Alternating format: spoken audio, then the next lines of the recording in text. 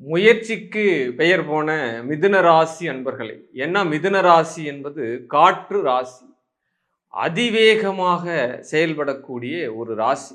வேக வேகமாக முடிவெடுக்கக்கூடிய ராசி. ஆமா, எடுத்த மாத்திரத்துல ஒரு காரியம் முடியணும் அப்படின்னு நினைக்கக்கூடிய ராசி தான் இந்த மிதுன ராசி. அப்படிப்பட்ட உங்க ராசிக்கு சனி பகவான் கர்மக்காரகன், கர்மாதிபதி ஸ்தானத்துல பயணம் பண்றார். அப்ப 10ஆம் இடத்துல சனி பகவான் வர்றதுனால எந்த வகையில நீங்க ஜெயிக்க போறீங்க அப்படின்றத தெரிஞ்சுக்கிறதுக்கு ரொம்ப ரொம்ப ஆவலா இருப்பீங்க இல்லையா? ஏன்னா இது நாள் வரை உங்களுக்கு பாக்கிய சனியாக இருந்த சனி பகவான் கர்ம சனியாக மாறுகிறார்.